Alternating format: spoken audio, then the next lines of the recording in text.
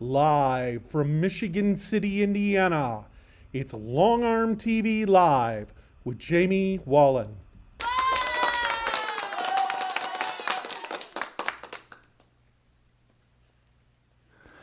Hello, everybody, and welcome to the Quilter's Apothecary. Today is going to be a wonderful live broadcast. We're doing a nice, fancy border treatment because we took last week off.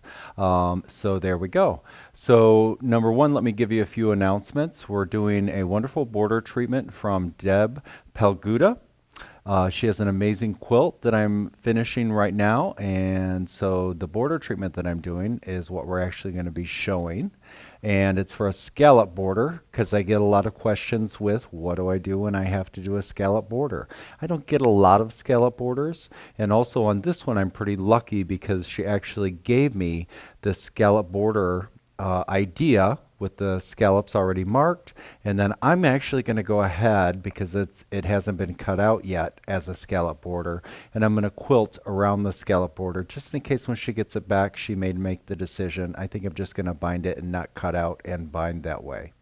But also, towards the end of the broadcast, what we're going to do is Rich has already done the drawing, and we have our two winners for the quilts for ordering at Quilters Apothecary. If you placed an order within the time that we were talking about, your name went into the hat and we drew the name. And even if you ordered 10 times, your name went in the hat 10 times.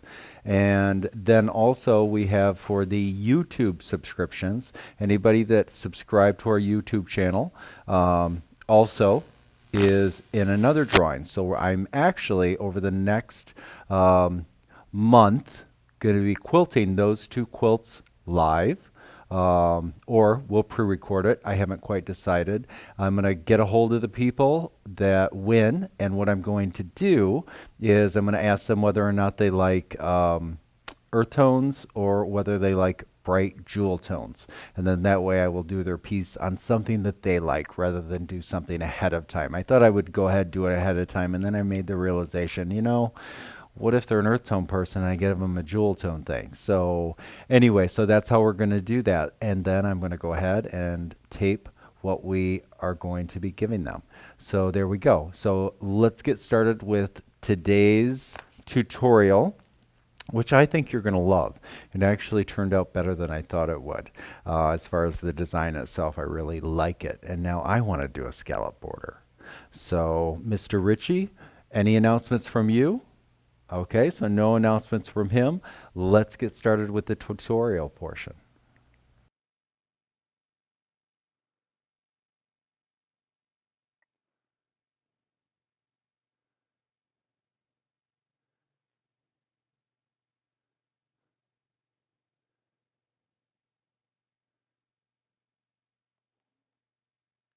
Hello, everybody, and welcome to the Quilter's Apothecary. So that was a little bit challenging because we are doing black thread on black fabric, and so we needed some side light so that you could actually see what we've done so far on this beautiful piece that we're working on right now. So the actual border that we're going to be working on today is this little guy right here. And it's because my client wanted a scalloped border. And so we are doing a scallop border. Now that being said, I'm going to have the camera go back down just a little bit. That being said, let me come back here.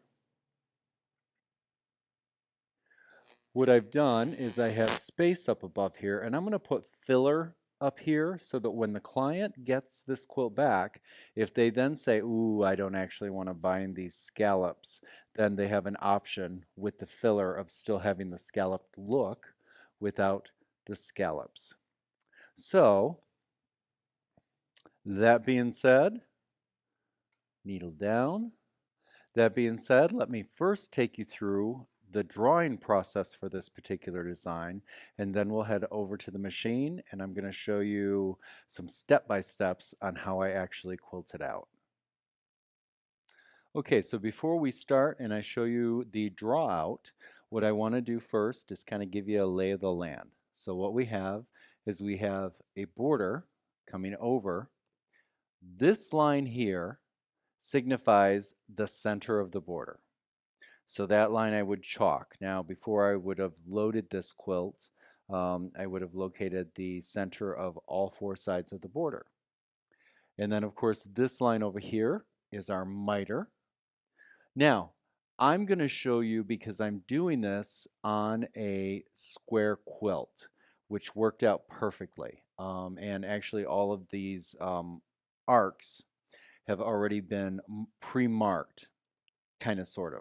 So it's all going to come together perfectly. But obviously, if it was not a square quilt, it was a rectangle quilt, what I would do is my old fallback, which is make a cornerstone, do a cornerstone design, start in the center, and work my way out. But since it's square, we'll actually do a corner along with the actual design rather than a cornerstone. Okay, now the next thing I did, what we have is we have a quilt, as I showed you on the machine, that she wants to do scallop borders on. So on this particular piece, as well as the piece that's on the machine, I've measured down 1.5 inches. So our first scallop is going to go up above this 1.5 inch line. That way it can be trimmed away, or if she chooses, I'm going to go ahead and do mini piano keys on the outside in case she changes her mind once she gets the quilt and says, I don't want to have to bind a scallop border. So just kind of a heads up there. Back to the design. So we've measured down 1.5 inches, center, miter. I also wanted to create, because it's a beautiful black wide border, a little bit of negative space here, because we're going to put our stuff and things kind of in this section between here and the double scallop. And I am going to do a double scallop with this. So I went up 1/2 inch, 1/4 inch, and another 1/4 inch. But here's the things. Those are just numbers. You have to pick your own numbers based on how wide your particular border is. Okay? So these are the numbers I chose. And what I'm going to do, I'm going to use my curved ruler. I am going to do a 1/2 inch arc. So what I'm going to do is line that up right in the center. And I always start from the center and I work my way out so it ends, if I were doing a cornerstone, wherever it ends, or in this case, it will end right where it needs to end, because of a square quilt. If I start in the center down the sides, it will end the same exact place. And if it doesn't, I will make it end that way. So I'm going to line this up here. And before I start, I'm going to do 1/2 inch of a scallop to start with to this line. But to make it a little easier, I'm going to go ahead on the back of my ruler and put a little bit of red tape right on the line. That way, every time I slide over, I don't have to count the lines and wonder, am I hitting the line exactly where it needs to go? So let me go right here, go to the 1/2 inch, put my tape. We have this tape on the site, and this stuff is wonderful. It stays right in place. I used to use painter's tape, and again, enough of you have seen my tutorials to know the painter's tape just wipes away. So we have this stuff produced for us for the back of our rulers. Okay, so I'm going to line that up. And again, we would have a whole quilt here, but we're going to pretend that this is just from the center out. So I'm going to line that up. It's at 1/2 inch. This is in the center. I would quilt over, and a lot of you know that what I tend to like to do is 1, 2, 3 if you want to thicken the line. No, I'm doing black thread on black just to get the texture, but if I were using like a metallic or a decorative thread on that black, then I would go ahead and thicken that line a little bit. And then very simply, I'm going to slide that ruler over, reline it up. Now, obviously, we're drawing here, so my 1/2 inch is literally a 1/2 inch. But if we were at the machine and I wanted a 1/2 inch up from this line, remember, I'd only go 1/4 inch because I have a 1/4 inch hopping foot, which would give it a 1/2 inch. Slide over and repeat this all the way over to the corner. Line it up, come over, stop, slide, line it up. Remember, your hopping foot is always going to be in place. So it's going to be perfect. Stop, slide the ruler, line it up, and go all the way over to the corner. Stop, slide the ruler, line it up, over, stop, slide the ruler, line it up, over, stop, slide the ruler, line it up, over, stop, slide the ruler, line it up, and over. Okay, so now we have that section. And of course, when I work my way up from the center, because on my way down, I'm simply going to base this. And then when I finish the whole quilt, I always want to make sure to base this in place. Then I would go back and work from the center out. Or even better, if you're willing to do it, go ahead and turn the quilt and do the side borders top, bottom, just like we're doing here. Okay, so I have my first scallop quilted. The next thing that I'm going to do is I'm going to take a ruler and I'm going to go ahead and I'm going to line that up. I want to make sure that one of my straight lines on the ruler is lined up on the seam between the body and the border. And I'm going to go ahead and chalk. Let me switch to my yellow chalk marker for the video. So if I were quilting, I'd line this up and I would go ahead and chalk a line here. And I'm just going to take it right down to this first line, because remember, these lines are going to be quilted. And you'll kind of see what I'm talking about as we go along here. Okay, so I'm going to line this up. Again, making sure that my straight line is on the seam. Down, stop, slide, line it up. I want to keep this straight because we don't want to run into, what's her name? Eileen. Okay, we don't want Eileen hanging out in our studio. Okay, line it up.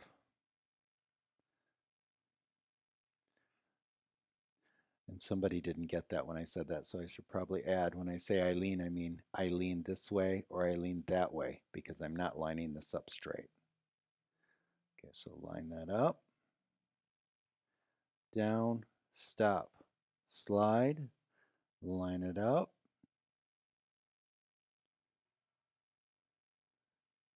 Stop, slide, line it up. Stop, slide, line it up.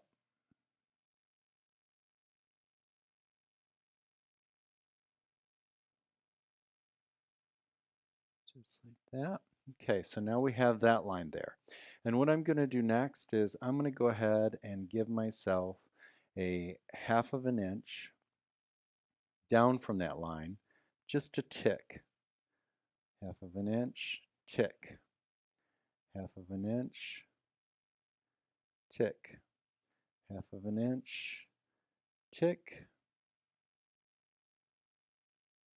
tick. Come all the way back. Tick, tick, tick. And I'd go all the way across the top of my border and get that little tick mark on the 1/2 an inch.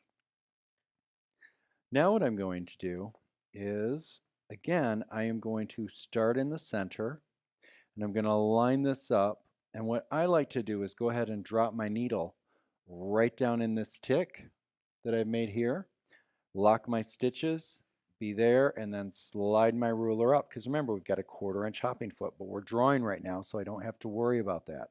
What I'm going to do now is I simply take my ruler right up to there. Let me switch from my yellow to signify the chalk to my purple to signify quilting. Line this up in the center. Stop. Boom. Slide the ruler, line it up. Make sure that I'm going to hit that little guy there. Over. Stop. Slide the ruler, line it up. Make sure that I'm going to hit that. Now, it doesn't matter. You know, some people might say, well, how come you don't locate the center and keep this lined up in the center? Because this curve is exactly the same no matter how I turn it. So as long as my tick is here and I eyeball this with my 1/4 inch hopping foot when I'm quilting, as I'll do with the machine, but right now with the pencil, just line that up. It's going to work out almost perfect. Okay, stop, line it up, go to the tick, down, stop, line it up, go to the tick, down, stop, line it up, tick, stop, line it up, tick, stop, line it up, tick, stop, line it up, and on that I'm simply going to eyeball it. Tick. So now I've got my double scallop. Now why do a double scallop? Well, first of all, I have my main scallop, and then I wanted to make sure that I left a little bit of negative space. So when I trim it, I would actually still trim a 1/4 inch away here, so that way you get that wonderful negative space out on the edge. If she happens to end up going ahead and trimming it with the scallop to bind it with the scallop. Okay, so now we have this, and so now what we're going to do is I'm going to show you the next thing that I'm going to do to this border. Now the next thing I'm going to do is I'm going to go ahead and I'm going to do my straight line work and quilt that. Before we move on to the next step, lock my stitches, travel, stop, slide my ditcher, stop, slide, stop, ditcher, stop, slide. And remember, we want to make sure to ditch between the body and border first before we even started this. Okay, so I'm going to go up here now, and I'm going to go ahead and use this. Now, obviously, we're using a drawing ruler here. You want to remember that when you're actually quilting, you're using a ditching ruler, which is 1/4 inch thick. Okay, line that up. Ditch all 3 of those lines. I'm going to do the bones of this, and then what I'm going to do, and the reason that I have 3 lines here, whoops, is because this first section between the seam of the border, 1/2 inch up, I'm going to leave blank for negative space. Give it that nice puff right on the outer edge or the inner edge of the border. And then this 1/4 inch, I'm actually going to fill with something. And then this 1/4 inch, I'm going to leave blank because then, of course, when we put our design in here, we'll have something negative space so it's not all bunched together because that would be a waste of quilting. If you put quilting in every single section and you don't leave some negative space, that's just what happens. Everything just disappears and you don't get to see some of the beautiful texture. Okay, so now the next thing I'm going to do with this is I'm going to choose, and you can do something different if you'd like, but what I'm going to do is I'm going to go ahead and I'm going to go a 1/4 inch out from the center of all of these. And actually we could start over here and you would use your ditcher. And what I would probably do is go ahead and pre-mark this first. In fact, let me go ahead and do that. So I'm just going to go 1/4 inch up to the arc itself, turn it,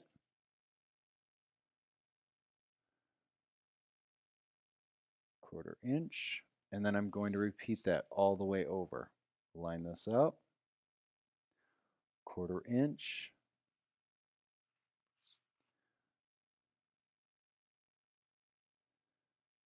1/4 inch. And remember, we want to keep our straight line lined up across there. Line that up. And because we're filming it, I'm not looking straight down on it, so I don't think I did that with that one over there. But I would if I were on a quilt and not filming. 1/4 inch, 1/4 inch, 1/4 inch. And you can check out the marking tutorials that I have up on YouTube, and I go over the marking tutorials that I would use. I would be using and will be using on the black border the white Bowen chalk, which I love. And if it were a white border, I would be using the blue Marks Begone with blue line eraser.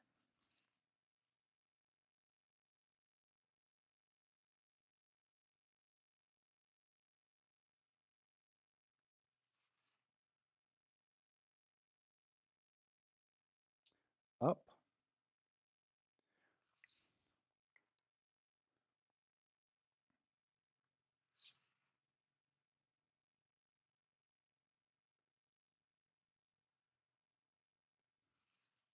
Now the quilt that we're actually doing this on with the black border using the black thread, a lot of people will say, well, how come you're actually going to do all this work on something with a black thread on black border?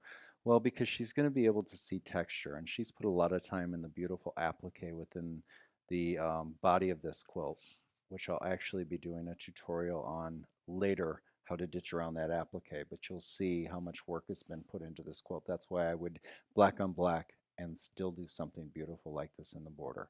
So now that I have that marked and I don't have to think about it, now I would retravel this top, now what I would call a ditch, even though it's just black on black on the fabric, a faux ditch. I'm going to follow that down, and what I'm going to do is I would go on that side of the line. I would follow this ditch, sorry, up, down, travel the ditch, slide my ditcher, up, down, travel the ditch, slide my ditcher, up, down. So I'd be traveling twice on this particular line, and that's going to give me these brackets rather than doing the center line. Because if I just did the center line and then I put a design in here, it's all just going to run together. So I kind of just want that negative space in here just to kind of be a little bit more showy.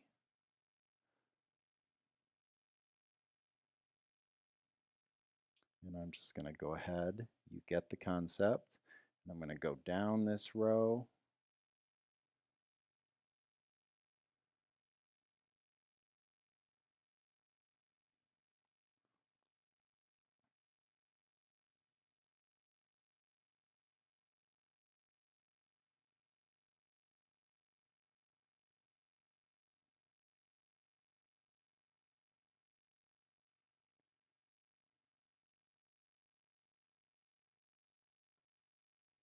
Now work like this is where I really love to use my square ditcher.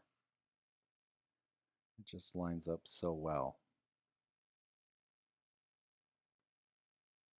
But you use whatever ditcher is your favorite. Okay, so now I have that, and the next section is going to be, we're going to put our design here in the center section. So next what I'm going to do is I want to locate the center of these sections. And so I'm measuring this, and on the paper right now it's 2.5, real close. It's not exactly 2.5. So whenever I have a number but it's not real close, I just kind of center the ruler on there the best that I can. And then half of 2.5 would be 1.25. Same thing there, and I'm not going to take it by faith. I actually go to each one and I go ahead and measure it, just in case one is a little bit off.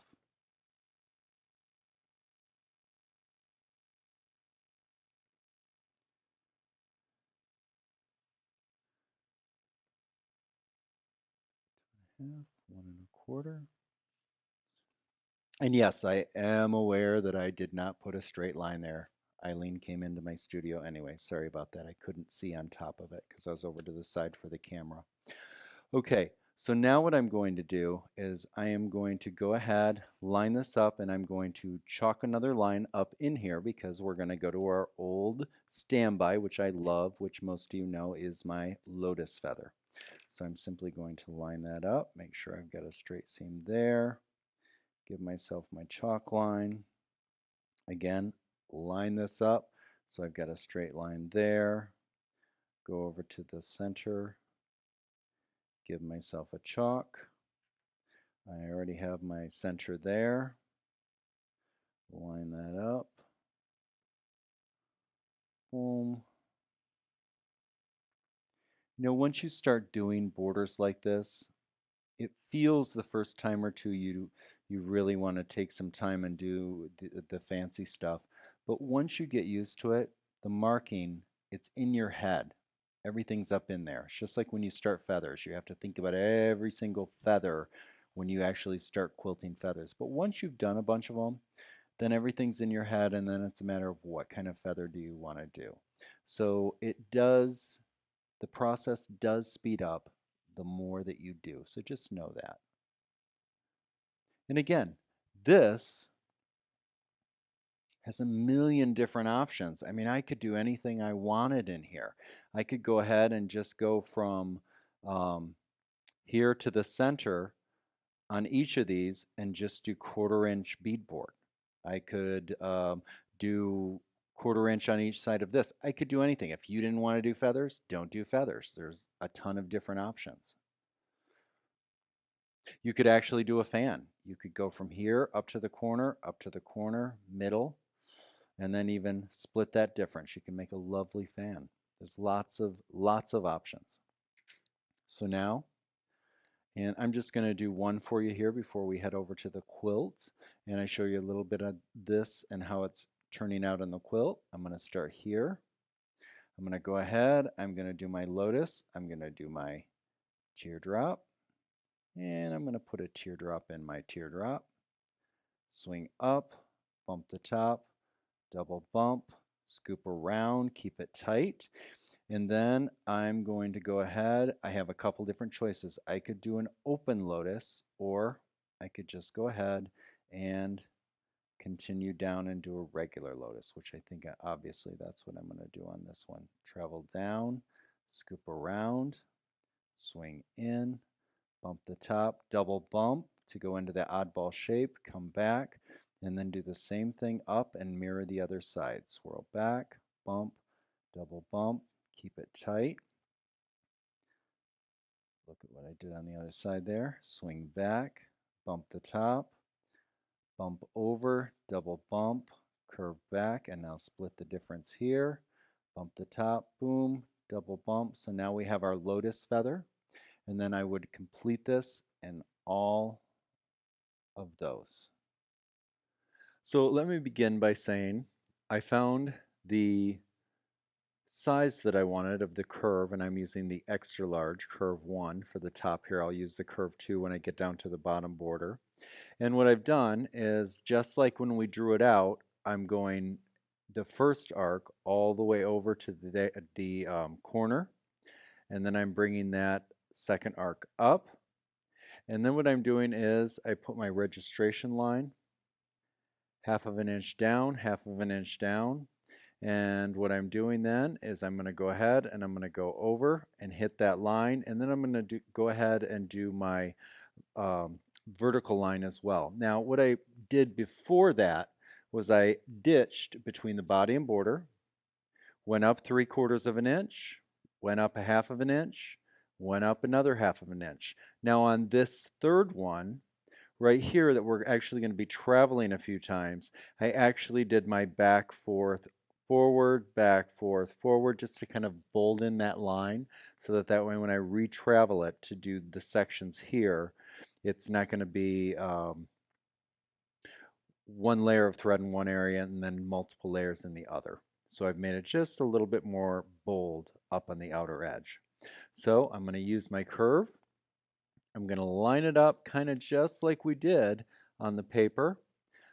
But first, let me bring the machine over. I've got my stitches locked. And now what I'm going to do is have my ditch ruler handy and then my curve handy. I'm going to come down that 1/2 inch, so I'm going to get that second inner arc or scallop. I'm going to line that up,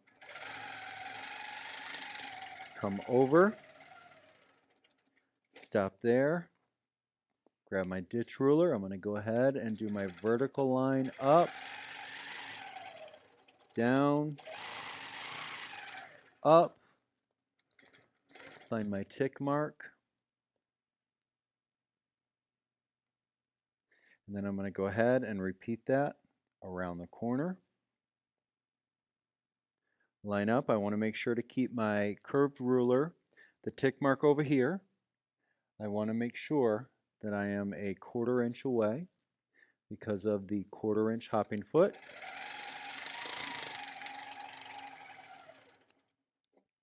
So now we've repositioned the camera. We're in the corner here. And what we're going to do is we're going to come down. And remember, when we put our ruler in place, we want to make sure we are at least a 1/4 inch away from that tick mark right there.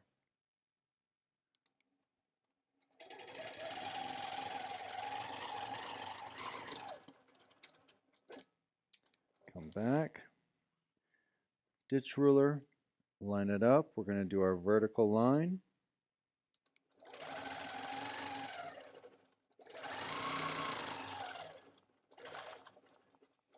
Okay, and now we're on to our next step. Okay, now our lotus and our straightaway, just like when we drew it, teardrop, 2, swirl back, bump the top, double bump, come around, and I'm going to go ahead and do an open lotus. So I'm going to go off to the side, curve back, up, curve back, up into the corner, curve right down into that cleavage point, come down, and mirror the other side, double bump, curve around, go off to the side, come back. And once in a while, it's just nice to have everything pre-chalked. That way, you don't have to think about it. You can just quilt it and everything's going to fit in just perfect. So now we have this. So let's move next door to this and let me show you how I'm going to mark the alternative sections. Okay, so now I'm going to measure that, see what I've got there. And we have approximately 7.5. So half of 7.5 is 3 3/4. So I locate the center there, put that there, line that up. Actually, before I do that, I'm going to go ahead, bring my ruler over to the edge. So from the edge in, I'm going to mark every inch, inch, inch, and then I'm going to come from this side and go into the center. That way the two oddballs are in the center. It's part of the design, rather than going all the way to the end, having the oddball at the end and having it look like a mistake. You always err to the center. That way when the oddball's in the center, it's part of the design element. Now I'm going to turn this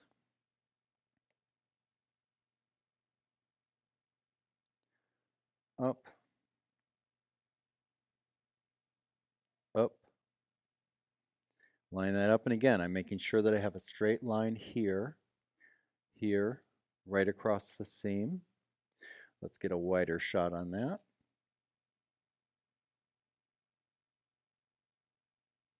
Okay, so again, I'm lining my straight line up right there, so I get a nice straight vertical line that goes straight up,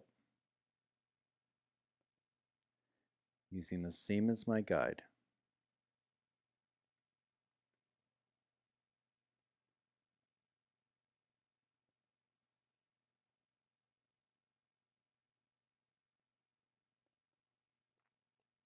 Okay, so now we're going to go ahead, we're going to quilt those out. Okay, so now let me change my cruise speed up to about 500. Teardrop, teardrop,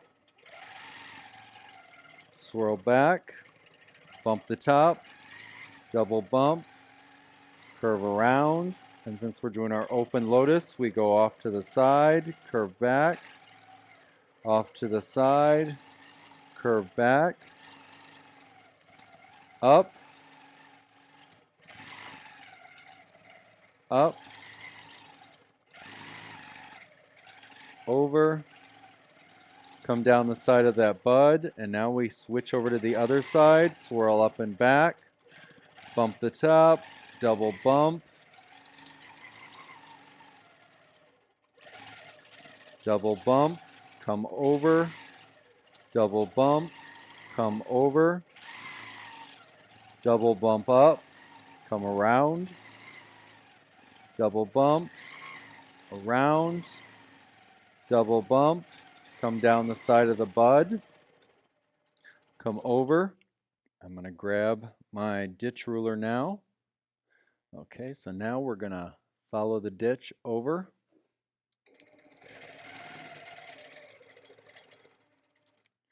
Put my cruise speed back to 50 since I'm using my rulers. I don't want to be that fast. Line that up.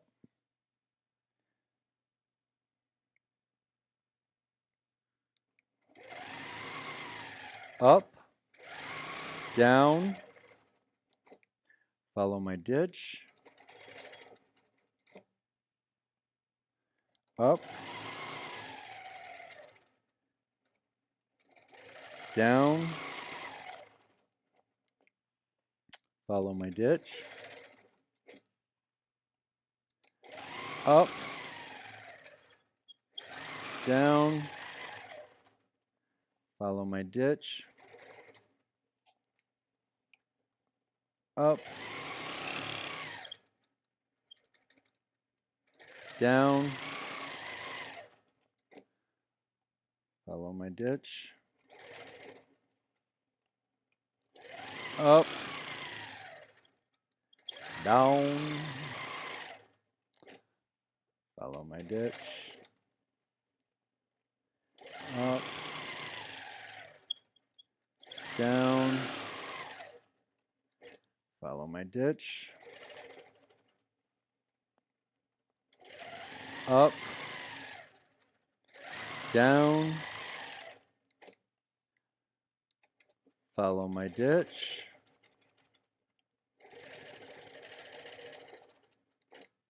Then I would go ahead, I would quilt this lotus out, and then I will next, once I quilt this lotus out, I'm going to go ahead and I'm going to go into the center, and I'm going to just put a little bit of a filler in there just to give it some negative space.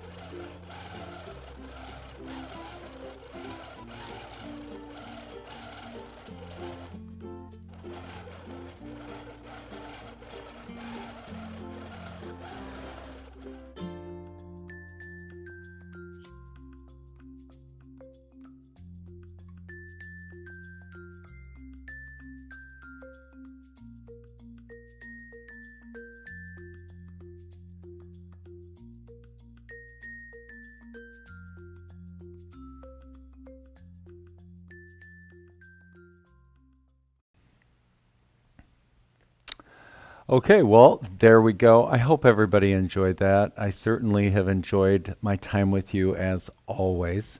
And we've been answering questions on the comments all along as we go. And there we go. So I'm going to go ahead read the drawings. Rich had already done the drawings earlier. And I have not seen the winners myself, so I'm going to go ahead and do that. The one thing I'm going to add before I actually say that is a few of you had asked about the marking tools that I was using. The Bowen chalk, it wipes right off. I have never had any issue with it ever, ever, ever. Now there is two. There's one that is the thicker one, which I was using here, but then there's also a really thin, fine line white chalk. Now that one has a little bit of wax in it, and I use one of the Bowen erasers with that, and that really helps. So we have a whole tutorial up on that, and we'll keep adding tutorials as we go. So let me go ahead, for those of you that have been hanging out, to see if you got one of the pieces. This one is for the YouTube subscriber. And again, we have your information, so we will be contacting people to ask you whether or not you like the jewel tones or whether you like the earth tones, so that way I know what type of hand-dyed fabric or other fabric that I'm going to be doing this on. Okay, so for the YouTube subscription, the winner for the piece that I'm going to quilt, the small piece, nice little wall hanging for you, would be Rhonda Coates. And you are from, and I hope I get this right, Terrebonne? Does that sound right? Or Terrebonne? Oh, sorry. Oregon. So Oregon, Portland, Powell Books. Yay! I love Powell Books. I could live at Powell Books. In fact, I do live at Powell Books when I go to Portland, and Rich hates it. So, because he's not a book reader.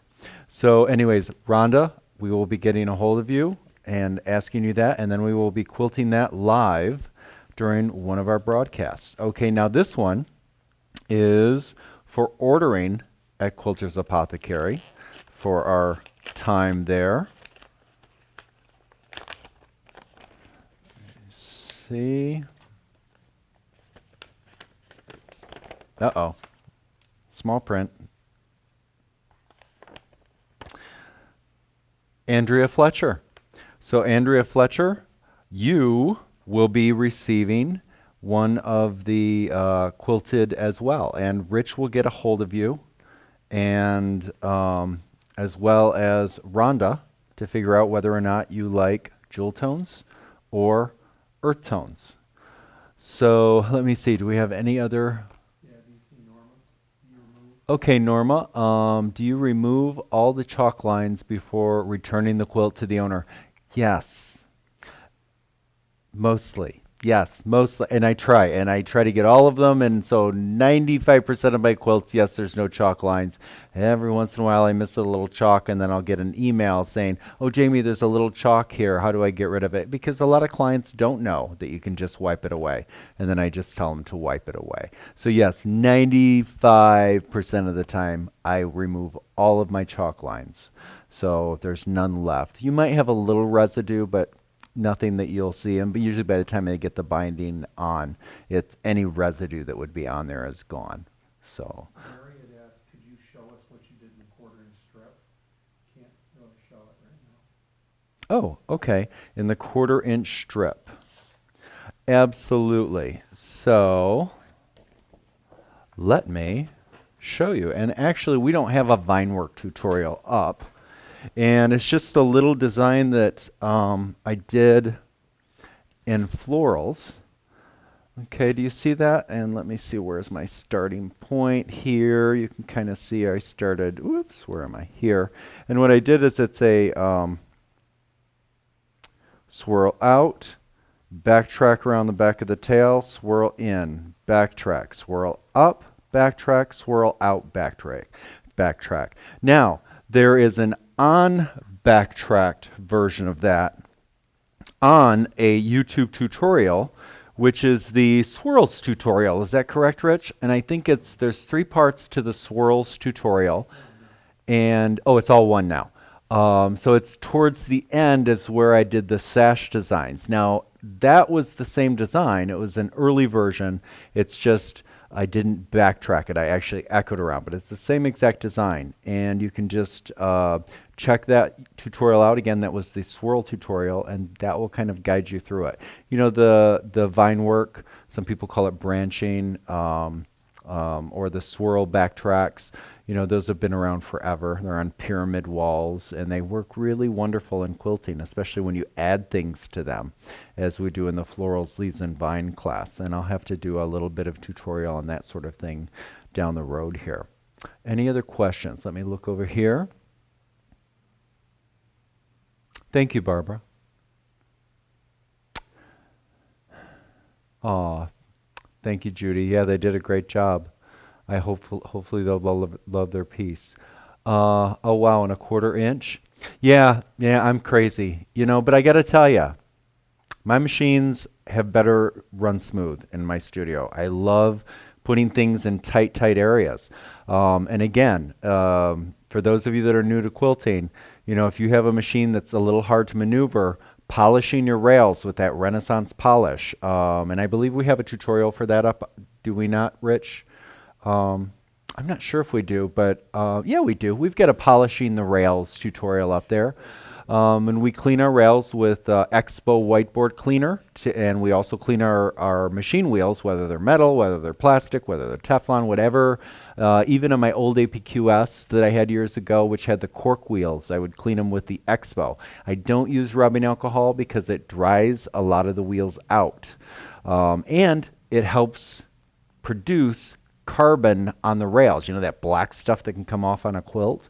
So what I do instead is I use the Expo, which only has a few % of rubbing alcohol, and the rest of it is a solvent remover on the wheels and rails. And then what I do is I use the Renaissance polish, which we have on our site, and I use that to polish our rails. I don't polish my wheels, but I do polish my rails on every one of my machines about once a week. I just find that no matter what brand of machine, it just keeps everything running really smooth, because carbon builds up, thread puke, batting puke, just stuff, you know, stuff in the environment in your studio, even if it's a closed environment. So there we go. Let's see, do we have any other questions? Well, you are very welcome. I love doing these tutorials. I love spending time with you. I miss everybody so much. I'm definitely not an introvert. I'm an extrovert, and not having you all in my studio this spring and having to cancel all the classes we have through June, the end of June, was horrible for me, because I really do need that contact with my wonderful quilting family.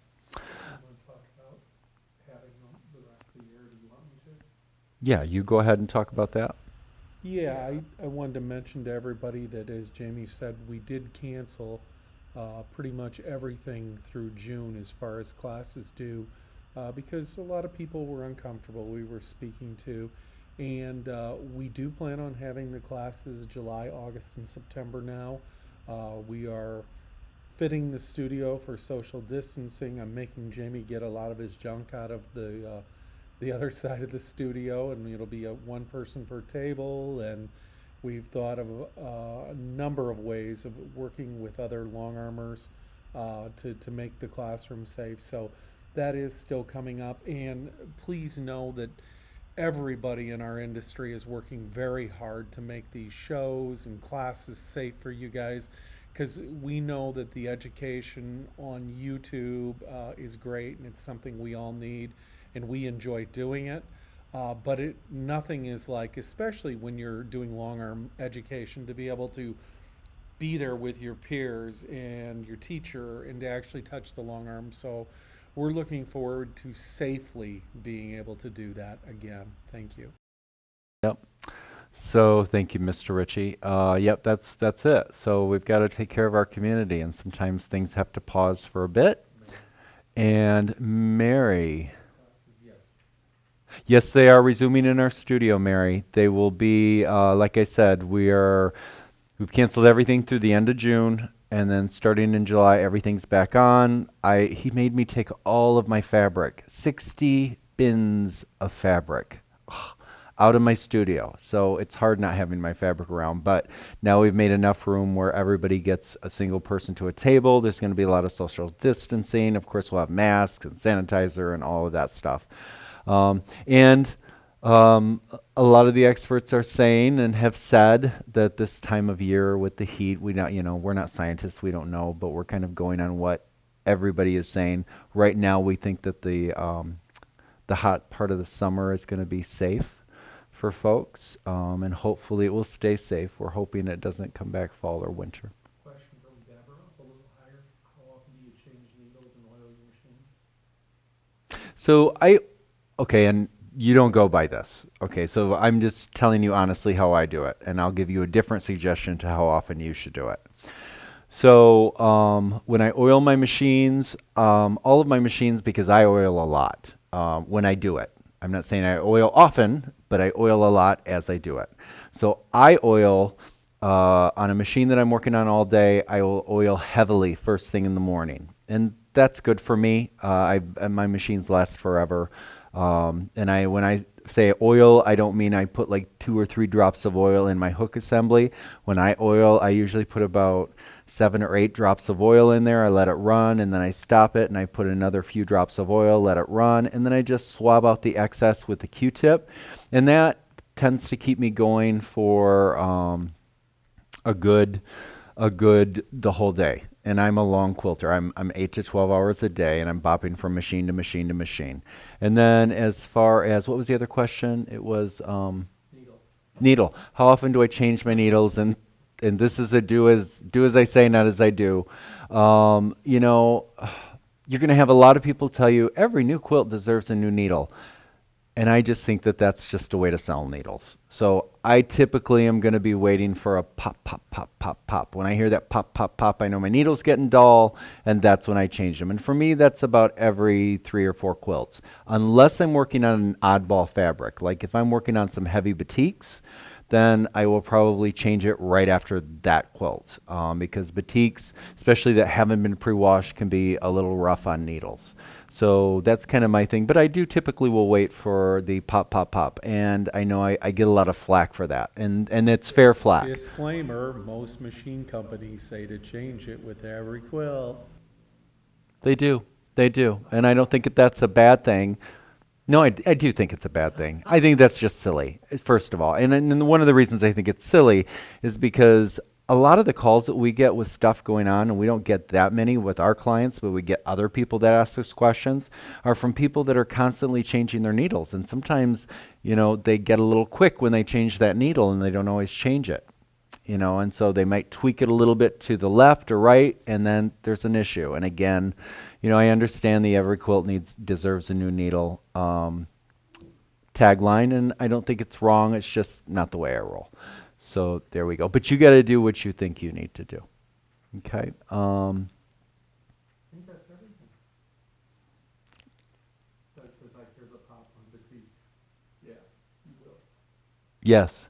Well, and I would say, I'm also, I will also say that I have a little easier go with the needles because no backing goes on my machine that's not pre-washed. I don't care about the quilt top fabric. I don't get any weird shrinkage difference, but no backing gets loaded on my machine without being pre-washed because I want that needle to slide and open those fibers while it goes out the back so it doesn't look like a nail that drills through and breaks all the fibers. So I think that makes it a little easier on my needles as well. And I am what needles do we use? We use the Gross-Beckert. MR 18s are kind of the ones that I actually really love. Those are the high-speed guys. And I love them. I used to use Schmetz, and Schmetz does own Gross-Beckert, or Gross-Beckert owns Schmetz, I don't know, but the Gross-Beckert are the high-quality needles, in my humble opinion. So there we go. So any other questions? Good to go?